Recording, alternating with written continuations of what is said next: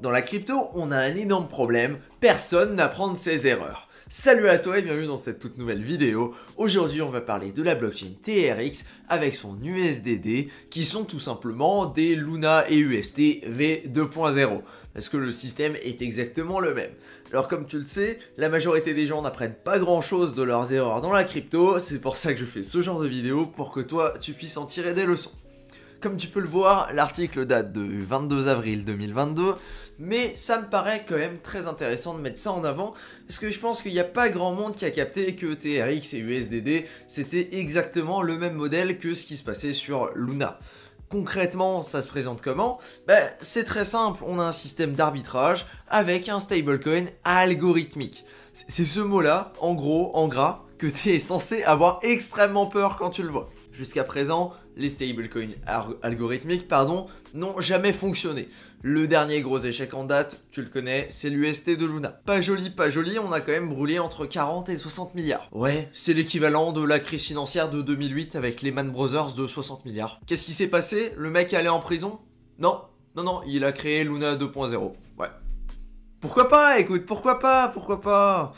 Why not, hein? Écoute, au point où on en est... Est-ce qu'il y a encore des trucs qui peuvent te choquer dans la crypto? Moi, absolument plus, là, c'est fini.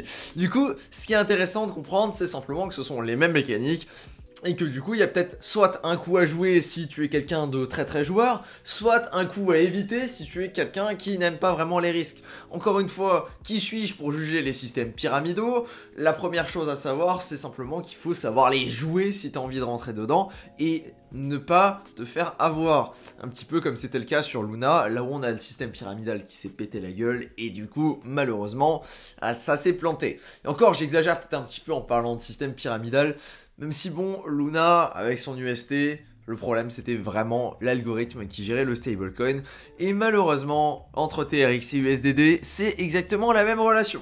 Pour que ce soit plus simple à comprendre, je t'ai fait un petit graphique.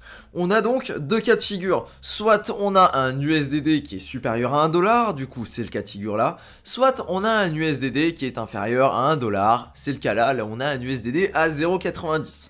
On va commencer par le cas de figure là où tu as un USDD à 1,15$.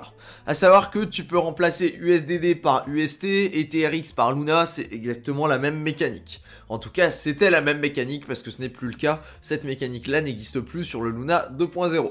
Ok, qu'est-ce qui se passe? Si tu as un USDD qui est égal à 1,15$, eh bien il y a une mécanique qui te permet de venir brûler du TRX pour générer un USDD. Si tu brûles du TRX, tu vas brûler 1$ de TRX pour générer un USDD, ce qui est égal à 1,15$. Je pense que tu comprends à quel point on a un intérêt d'arbitrage là. Il y a plein de gens qui vont venir brûler du TRX pour obtenir de l'USDD, et cet USDD là, ils vont le vendre.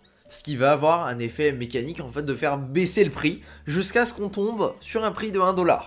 Qu'est-ce que ça a comme conséquence? On a de moins en moins de TRX en circulation.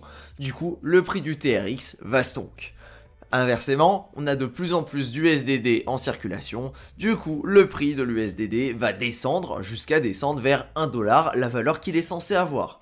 Par contre, dans certains cas, on peut avoir un USDD qui a une valeur de 0,90. C'est très possible. C'est par exemple s'il y a quelqu'un qui essaye de shorter, de péter la gueule à l'algorithme, etc., etc. Comme on a pu voir ce qui s'est passé sur Luna. Là, on a une autre mécanique qui se met en place. Pour chaque USDD que tu vas pouvoir minter l'équivalent de 1$ de TRX. Peu importe la quantité de TRX que ça représente. Donc on va rajouter en fait de la supply en termes de TRX, ce qui va avoir l'effet inverse. Dans ce cadre-là, on va augmenter la quantité de TRX en circulation, ce qui va avoir un impact sur le prix, ce qui va faire en sorte que le prix va descendre. À l'inverse, l'USDD, son prix à lui va augmenter, en tout cas va avoir tendance à augmenter, parce qu'il y aura de moins en moins de USDD en circulation. Voilà pour les mécaniques.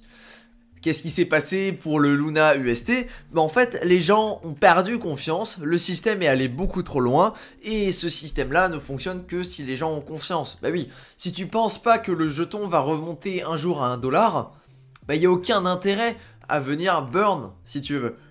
Parce que oui, sur Luna, il y avait une autre mécanique qui était peu connue, mais tu peux pas burn à l'infini.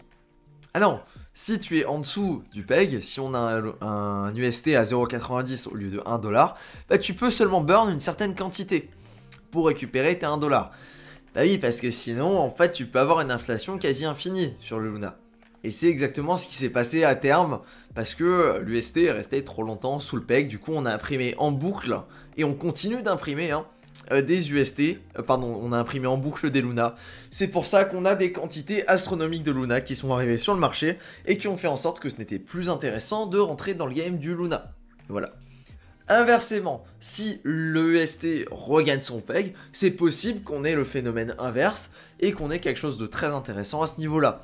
Encore une fois, c'est de la spéculation extrême, les gars, ne faites absolument pas ça, rentrez sur des trucs beaucoup plus stables, en plus vu le marché, c'est loin d'être la meilleure des idées. Voilà, je pense que ça permet bien de résumer un petit peu la situation. L'idée c'est que TRX est en train de lancer un système totalement similaire à ce qu'on a pu voir sur Luna. Du coup, les gars, si vous voyez parler de TRX, prenez en considération ce qui s'est passé pour Luna, merci, ne vous faites pas avoir, ne tombez pas exactement dans la même chose que ce qui s'est passé sur Luna, notamment avec leur token, qui est l'USDD, et qui, lui, a quand même des fermes qui sont quand même assez intéressantes, là où tu peux stacker de l'USDD pour un rendement annuel jusqu'à 20%, à l'heure actuelle il est dans les 20%, au tout début au lancement il était vers les 30%.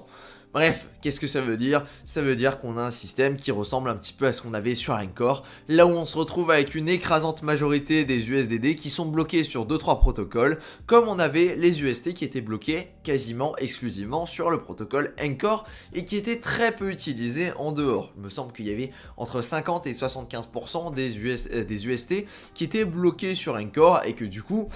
Bah, à partir de ce postulat-là, c'est quand même difficile d'avoir quelque chose de très décentralisé. A voir comment l'USDD et le TRX vont jouer. Évidemment, je n'ai pas de boule de cristal. Évidemment, je ne sais pas plus que toi qui regarde cette vidéo ce qui va se passer. Mais bon, c'est un stablecoin algorithmique. C'est le genre de truc dont il faut se méfier. Au moins maintenant, tu es au courant.